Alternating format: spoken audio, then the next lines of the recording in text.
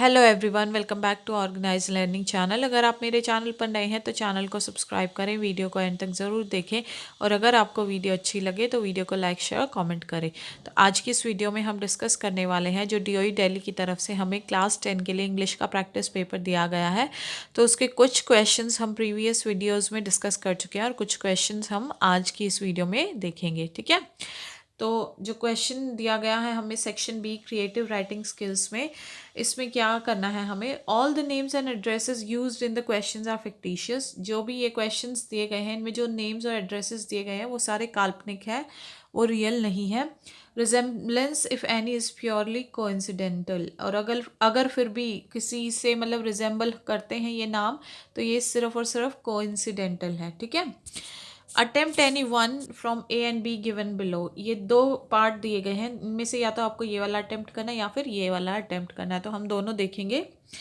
तो फर्स्ट में क्या बोला गया है, यू आर अपराजिता और अगम living at 12B lane number 1 Indira enclave Lodhi road Delhi. तो आप अपराजिता या फिर अगम हो जो कि 12B lane number 1 Indira enclave Lodhi road में दिल्ली पे में रहते हो। You have recently observed that due to insanitary conditions in your colony, the population of rodents has been multiplying and exposing the residents to multiple diseases. तो आपने अभी observe किया recent में कि इंसैनिटरी कंडीशंस की वजह से जो आपकी कॉलोनी में है उसकी वजह से रोडेंट्स जो है वो की पॉपुलेशन वो मल्टीप्लाई कर रही है, जिसकी वजह से जो रेजिडेंट्स हैं उनको बहुत सारी डिजीज़ जो है वो हो रही है। तो write a letter to the municipal commissioner bringing the problem to his notice and request him to take urgent action in the matter. तो आपको जो म्यूनिसिपल कमिश्नर है उनको एक लेटर लिखना है ताकि ये प्रॉब्लम आप उनके नोटिस में ला सको और उनको रिक्वेस्ट करनी है ताकि वो अर्जेंट एक्शन ले सके इस मैटर में। तो आपको जो है इस टाइप की जो क्वेश्चंस है ये आपको क्रिएटिव इसीलिए बोला गया है कि आपको इसमें अपना क्रिएटिविटी अपना माइंड यूज़ करना है कि आप क्या क्या पॉइंट्स इसमें ऐड कर सकते हो। ये कोई फिक्स आंसर नहीं है, आप इसमें अपनी तरफ से आपको बनाना होता है, बस आपको फॉर्मेट पता होना चाहिए। ठीक है, तो इसको वैसे हम कैसे लिख सकते हैं, तो देखो ये इस तरीके से जो है आप ये लेटर लिख सकते हो। तो आप चाहो तो आप इसका स्क्रीनशॉट ले सकते हो पॉइंट्स नोट करने के लिए कि आप क्या क्या पॉइंट्स इसमें मेंशन कर सकते हो। ठीक है, बट मेन आपका होता है कि आपको फॉर्मेट जो है वो ध्यान से लिखना चाहिए। ठीक है, यहाँ पे आप सब्जेक्ट भी मेंशन कर सकते हैं कि issues related to rodent population और in sanitary situation in your area। ठीक है, तो इस तरीके से आप ये क्वेश्चन इसका आंसर लिख सकते हैं। तो आप चाहो तो इसका स्क्रीनशॉट ले सकते हो। अब जो इसका और वाला पार्ट है वो क्या दिया गया है, in spite of the sincere efforts bye traffic police and various non governmental organisations NGOs, under age driving has registered an alarming rise. कि सिंसियर एफर्ट्स जो ट्रैफिक पुलिस ने और नॉन गवर्नमेंटल ऑर्गेनाइजेशंस ने किए हैं उसके बावजूद भी अंडर एज ड्राइविंग जो है वो बहुत तेज़ी से बढ़ रही है। यू आर आक्षी और Aakash of B112 Ashok Vihar new Delhi. तो आप आक्षी या आकाश हो B112 अशोक विहार न्यू दिल्ली के। Write a letter to the editor of a local newspaper highlighting the issue and suggesting possible solutions to the problem of under age driving.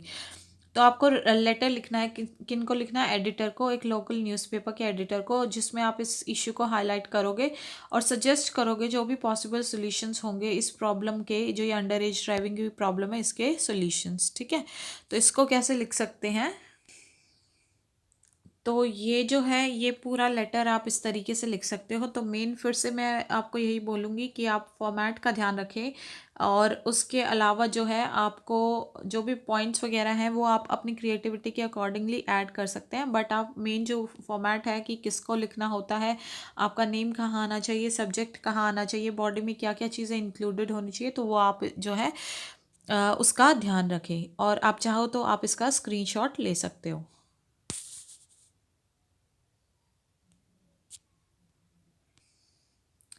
अब जो ये second question है इसमें क्या दिया गया है, attempt any one from A and be given below. इसमें भी क्या है, और वाली चॉइस है, या तो आप ए वाला अटेम्प्ट कर सकते हैं या फिर बी वाला। हम दोनों ही अटेम्प्ट करेंगे, मतलब समझने की कोशिश करते हैं। फर्स्ट वाले में क्या बोला गया है, given below is a newspaper report on the state of cancer prevailing in India. नीचे एक रिपोर्ट दी गई है जो कैंसर की जो स्टेट हमारे इंडिया में प्रिवेल हो रही है उससे related. You have been asked to write an analytical paragraph on cancer a silent killer. तो अब आपको एक एनालिटिकल पैराग्राफ लिखना है किस पे, cancer a silent killer. Taking information from the clipping given below together with your own ideas, write this paragraph in 100 to 120 words।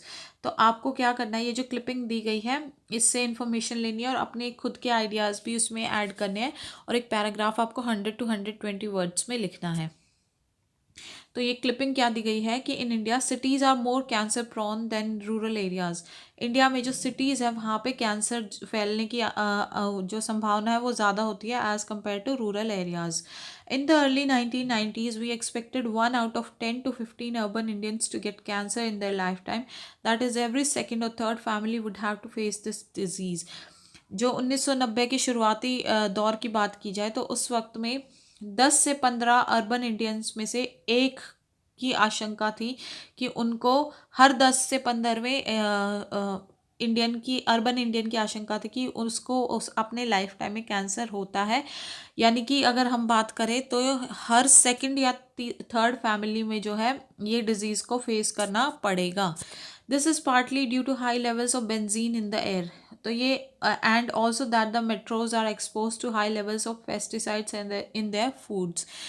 इसका कुछ रीज़न क्या है, जो हवा में बेंजीन के लेवल है वो बढ़ते जा रहे हैं और दूसरा जो भी मेट्रो सिटीज़ हैं वहाँ पे जो हाई लेवल पेस्टिसाइड उनके फूड में मिलता है आजकल। In order to check the steady growth of cancer in the country, the government shall have to give priority to preventive action।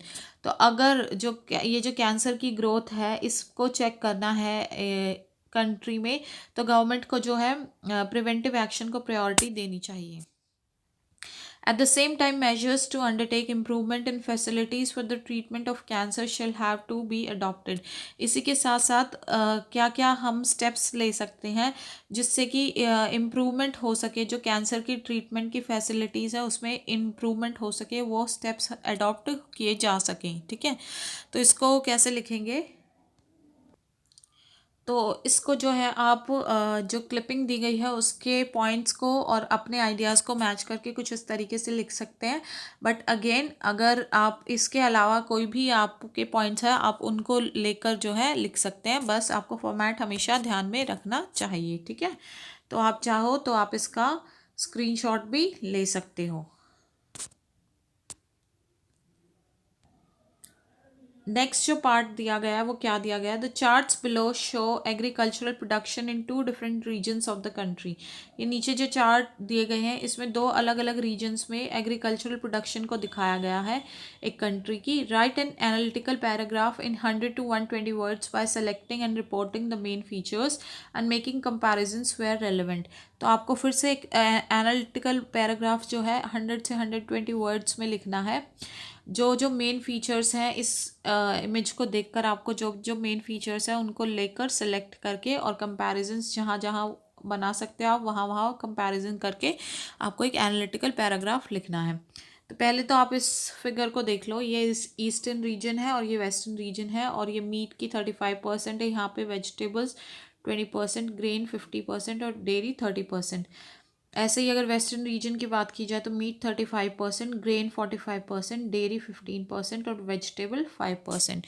तो इसका एक कंपैरिजन वाला एनालिटिकल पैराग्राफ अगर लिखें तो कैसे लिख सकते हैं, तो कुछ इस तरीके से जो है ये पैराग्राफ आप लिख सकते हो। ठीक है, यहाँ पे पूरा प्रॉपर आप मेंशन करेंगे कि ये फिगर किस से रिलेटेड है और क्या चीज़ें इसमें बताई जा रही है, तो आप उसको जो है अपने क्रिएटिविटी के हिसाब से और अपनी लैंग्वेज में जो है गुड वोकैब का यूज़ करके, गुड वर्ड्स का यूज़ करके आप लिख सकते हैं। आप चाहो तो आप इस तरीके से भी लिख सकते हो, तो आप इसका स्क्रीनशॉट भी ले सकते हो। ठीक है, नेक्स्ट आता है हमारे पास section C, that is of literature, reference to the context. और ये वाला है 10 मार्क्स का है ये वाला पार्ट। तो इसका फर्स्ट क्वेश्चन क्या है, attempt any one of 2 extracts given. 2 extract दिए गए हैं तो आपको कोई एक करना है, का आंसर करना है। तो हम दोनों ही एक्सट्रैक्ट को बट डिस्कस कर लेंगे। तो पहला एक्सट्रैक्ट क्या दिया गया है, marriage gifts are meaningless without the sweet bread known as the बॉल, just as a party or a feast loses its charm without bread. जो मैरिज गिफ्ट्स है वो मीनिंगलेस होते हैं एक स्वीट ब्रेड के बगैर, जिसको बोल बोला जाता है। जैसे कि एक पार्टी या फीस्ट में अगर ब्रेड नहीं हो तो उसका चार्म ख़त्म हो जाता है। Not enough can be said to show how important a baker can be for a village.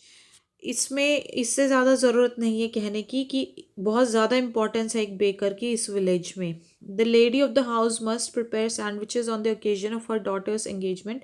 जो घर की लेडी होती हैं उनको अपनी डॉटर की एंगेजमेंट में सैंडविचेस प्रिपेयर करने होते हैं।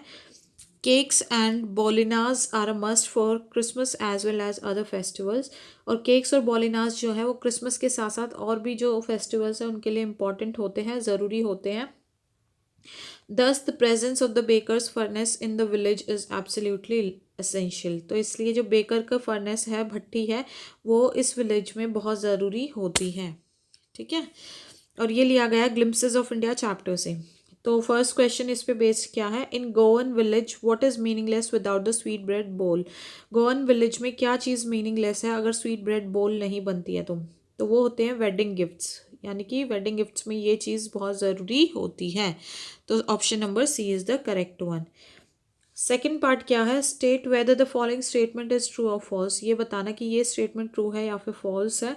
केक्स एंड बॉलिनाज are compulsorily prepare during Christmas in Goa. तो ये अभी हमने पढ़ा है कि ये मस्ट होते हैं क्रिसमस पे भी और बाकी फेस्टिवल्स पे भी। तो केक्स और बॉलिनाज जो है कंपल्सरी जो प्रिपेयर किए जाते हैं क्रिसमस के दौरान गोवा में, तो ये ट्रू है। ठीक है, नेक्स्ट है find the word in the extract which means celebration meal. तो एक्सट्रैक्ट में ऐसा वर्ड बताना है जिसका मतलब होता है सेलिब्रेशन मील। तो वो वर्ड है हमारे पास D option, that is feast. Next part है what is a must for a lady of Goa on the occasion of her daughter's engagement. Goa में अपनी बेटी के एंगेजमेंट के टाइम पे एक लेडी के लिए क्या मस्ट होता है।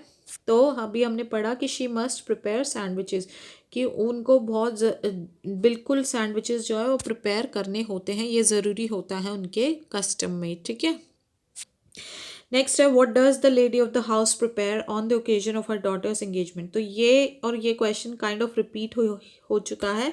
तो इसको हम लिखेंगे कि the lady of the house prepares. ठीक है, प्रिपेयर्स क्या प्रिपेयर करती हैं वो, sandwiches on the occasion of her daughter's engagement. तो इसका आंसर आप कैसे लिख सकते हो, दोबारा देख लीजिए। The lady of the house prepares sandwiches on the occasion of her daughter's engagement. ठीक है, नेक्स्ट जो अब आप या तो ये वाला पार्ट कर सकते हो या फिर ये वाला पार्ट, तो हम इसको भी डिस्कस कर लेते हैं और के अदर वाले पार्ट को। It is from these comrades in the struggle that I learn the meaning of courage. तो कॉमराड क्या होते हैं, जो आपके जो साथ में जो कोई अगर आप वॉर में हैं तो आपके वॉर के आपकी साइड के से जो वॉर लड़ रहे होते हैं वो बेसिकली कॉमराड्स कहलाते हैं। तो ये Nelson Mandela long walk to freedom जो है चैप्टर उससे लिया गया। तो नेल्सन मंडेला जी कह रहे हैं कि इन्हीं कॉमराड से जो ये स्ट्रगल था उन्होंने सीखा है करेज का मतलब क्या होता है। Time and again I have seen men and women risk and give their lifes for an idea. उन्होंने बार बार देखा कि जो आदमी और औरतें हैं वो अपनी लाइफ जो है रिस्क पे डाल देती हैं और अपनी लाइफ्स ख़त्म भी कर देती हैं एक आइडिया के लिए, एक विचार के लिए। I have seen men stand up to attacks and torture without breaking, showing a strength and resilience that defies the imagination। उन्होंने बोला कि मैंने बहुत बार लोगों को, आदमियों को, औरतों को देखा है कि वो अटैक का सामना करते हैं, टॉर्चर का सामना करते हैं, लेकिन वो ब्रेक नहीं करते, वो अपनी स्ट्रेंथ को शो करते रहते हैं। ठीक है, वो अपना करेज कभी हारते नहीं हैं। I learn that courage was not the absence of fear but the Triumph over it. तो इस दौरान उन्होंने सीखा कि जो करेज होता है, साहस होता है, वो उसका ये मतलब नहीं है कि डर नहीं होता है, लेकिन उस डर से जीतना ही करेज कहलाता है। The brave man is not he who does not feel afraid but he who conquers that fear. तो जो साहसी आदमी होता है वो नहीं होता जो डरता नहीं है, बल्कि वो होता है जो उस डर पे जीत पा लेता है। ठीक है, तो फर्स्ट पार्ट है who taught the real meaning of courage to Nelson Mandela. Nelson Mandela को किसने करेज का रियल मीनिंग सिखाया, तो हिज कॉमराड्स या हिज पीपल। ठीक है, या सिंपली पीपल आप लिख सकते कि लोगों ने उनको करेज का मीनिंग सिखाया है। नेक्स्ट है to author the men and women risk and sacrifice their lives for. तो अगर ऑथर के हिसाब से जो मेन और वुमेन है वो अपनी लाइफ को रिस्क पे या फिर अपनी लाइफ किसके लिए सैक्रिफाइस कर देते हैं, तो the sake of for the sake of an idea. Option B is the correct answer. Next है the author defines courage not the absence of fear. Author जो है करेज को एब्सेंस ऑफ फियर के तौर पर डिफाइन नहीं करता बल्कि but rather the triumph over it, की फियर पे जीत से वो उसको डिफाइन करता है। तो option B is the correct one. Fourth part क्या है, the word resilience means. Resilience word का मतलब क्या होता है, तो इसका मतलब होता है the ability to deal with any kind of hardship, कि जीवन में कितनी भी तरह की मुश्किलें आ जाए उससे डील करना ही रेजिलियंस कहलाता है। ठीक है, option A is the correct one. State whether the following statement is true और फॉल्स। ये बताना कि क्या ये ट्रू है या फॉल्स है। People risking and giving their lives for an idea, braving torture without breaking, showing strength and resilience when faced with atrocities, simply defies one's imagination. तो ये अभी हमने पढ़ा कि लोग जो है अपनी लाइफ का को रिस्क पे डाल देते हैं, सैक्रिफाइस कर देते हैं सिर्फ एक आइडिया के लिए, एक विचार के लिए। और ब्रेव जो है वो टॉर्चर को भी सहन कर लेते हैं बिना टूटे या बिना अपनी स्ट्रेंथ को तोड़े जब उनकी लाइफ में हार्डशिप आती है। तो ये बिल्कुल सही स्टेटमेंट है, अभी हमने इस पैराग्राफ में पढ़ा है इस, तो ये है ट्रू बिल्कुल। ठीक है, नेक्स्ट अब दिए गए हैं हमें फिर से attempt any one of two extracts given. अब दो एक्सट्रैक्ट दिए गए हैं, फिर से उनमें से कोई एक जो है वो अटेम्प्ट करना है, बट हम दोनों ही एक्सट्रैक्ट को समझ लेते हैं। ठीक है, नो यूज टू से ओ देर आर अदर बॉल्स। कोई इसमें कोई यूज़ नहीं है कहने का कि और भी बॉल्स हैं। An ultimate shaking grief fixes the boy. उस लड़के को जो है ग्रीफ ने पकड़ लिया, दुख ने पकड़ लिया। As he stands rigid trembling staring down. और वो बिल्कुल रिजिड खड़ा हुआ है, कांपता हुआ खड़ा हुआ है और नीचे देख रहा है। All his young days into the harbour where his ball went. अब उसके सारे जो यंग डेज हैं वो जो है वो उनको कलेक्ट करके वहाँ खड़ा हुआ है और देख रहा है कि उसकी बॉल कहाँ गई। I would not intrude on him. मैं उसकी प्राइवेसी को इंट्रूड नहीं करूँगा, मतलब मैं जो है उसकी जो जैसे वो उस पर फोकस कर रहा है अपनी बॉल पे, मैं वहाँ जाकर उसको परेशान नहीं करूँगा। A dime another ball is worthless. कोई भी दूसरी बॉल होगी उस बॉल की जगह पे वो वर्थलेस ही होगी। Now he senses first responsibility. अब उसको अपनी पहली रिस्पॉन्सिबिलिटी का एहसास हुआ। In a world of possessions, कि हमारे जीवन में कितनी सारी मटीरियलिस्टिक चीज़ें हैं। People will take balls, balls will be lost always little boy. लोग जो हैं वो मटीरियलिस्टिक चीज़ें लेंगे और वो चीज़ें ख़त्म भी होती रहेंगी। ठीक है, और ये लिया गया द बॉल पोएम से। तो अब इस एक्सट्रैक्ट पर बेस्ड हम क्वेश्चंस देखते हैं। फर्स्ट पार्ट क्या दिया गया है, what does the poet mean bye first responsibility. जो ये फर्स्ट रिस्पॉन्सिबिलिटी वर्ड जो पोएट ने यूज़ किया है इसका क्या मतलब है। तो आंसर कैसे लिखेंगे, by first responsibility he means to look after his things properly. तो फर्स्ट रिस्पॉन्सिबिलिटी से पोएट का मतलब यही है कि उसको अपने बच्चे को अपनी चीज़ों की का ध्यान प्रॉपरली रखना चाहिए। ठीक है, सेकंड है complete the analogy bye selecting the suitable word from the extract. इस एनालॉजी को कंप्लीट करना है सूटेबल वर्ड का इस्तेमाल करके जो एक्सट्रैक्ट में दिया गया है। Privy is to secret as sympathetic is to grief. Sympathetic is to grief, grief मतलब दुख। तो प्राइवी जो है जस्ट लाइक प्राइवी, प्राइवी का मतलब होता है सीक्रेट को शेयर करना। ऐसे ही सिंपैथेटिक अगर हम किसी के टुवर्ड्स है इसका मतलब हम उसका दुख जो है यानी कि उसका ग्रीफ शेयर कर रहे हैं। ठीक है, थर्ड है which figure of speech is use in the above lines. इस इनमें कौन सी फिगर ऑफ स्पीच यूज़ की गई है, तो इसमें जो यूज़ की गई है वो है मेटाफोर, क्योंकि यहाँ पे कंपैरिजन किया गया है एक बच्चे एक बॉल्स का जो मटेरियलिस्टिक थिंग्स है वर्ल्ड में उनसे बॉल को जो है कंपेयर किया गया है, इसलिए मेटाफोर है। ठीक है, फोर्थ पार्ट क्या है, which of the following emotions does the boy feel when the ball goes into the dark water of the harbour. इनमें से कौन कौन से इमोशंस जो है वो बच्चा फील करता है जब उसकी बॉल जो है डार्क वाटर में चली जाती है। तो देखो, एक ग्रीफ तो वो डेफिनेटली फील करता है, तो ग्रीफ वाला देखो किस किस में है, ओनली 1 and 2, और डी ओनली 1, 2 and 4। तो देखो ग्रीफ करता है वो, और डिसबिलीफ, उसको विश्वास नहीं होता कि उसकी एक चीज़ जो इतनी प्यारी थी उसको वो चली गई है, और डेस्परेट हो जाता है। फोर्थ वाला डेस्परेशन भी वो फील करता है, तो इसलिए D option only 1, 2 and 4। Fifth part क्या दिया गया है फिर, विच of the following is not a meaning one can signify with the word ball in this poem. तो इस पोएम में जो ये वर्ड बॉल दिया गया है, इनमें से कौन सा है जो इस वर्ड को सिग्निफाई नहीं करता। तो देखो, बॉल का इन सेंस से बिल्कुल मतलब दिया गया है, इररिप्ले की इन सेंस हमारी जो है वो कभी मतलब एक वो मटेरियलिस्टिक नहीं होती है वो, या इररिप्लेसेबल मेमोरीज जो होती हैं कि मेमोरीज हमारी कोई भी रिप्लेस नहीं कर सकता, या प्रेशियस थिंग्स। तो ये तीनों वर्ड्स जो है बॉल को सिग्निफाई कर रहे हैं, but darker path of life ये इस वर्ड को सिग्निफाई नहीं कर रहा है, इसलिए option number D is the correct one. और जो इसका और वाला पार्ट है उसमें क्या दिया गया है, the fog comes on little cat feet. जो धुंध है वो छोटे छोटे जो बिल्ली के पंजे हैं उनकी तरह चलकर आती है। It sits looking over harbour and city. और ये बैठ जाती है, यानी कि फॉग जो है वो पूरी सिटी पर छा जाती है। On silent haunches and then moves on. जैसे बिल्ली जो है अपने पैरों पर बैठ जाती है और उसके बाद फिर थोड़ी देर बैठने के बाद आगे चल पड़ती है, ऐसे ही फॉग भी जो है सिटी पर, पूरी सिटी पर छा जाती है, कुछ टाइम के लिए रहती है और उसके बाद फिर चली जाती है। ठीक है, तो ये लिया गया है पोएम फॉग से। ठीक है, तो इस पे बेस्ड क्वेश्चंस क्या दिए गए हैं। फर्स्ट है, state whether the following statement is true और फॉल्स। ट्रू और फॉल्स बताना है ये वाली स्टेटमेंट के बारे में। By keeping the line short, the poet is controlling the pace to make the reader slow down, thereby reflecting the slow rolling in of the fog. In lines को बहुत छोटा किया है पोएट ने।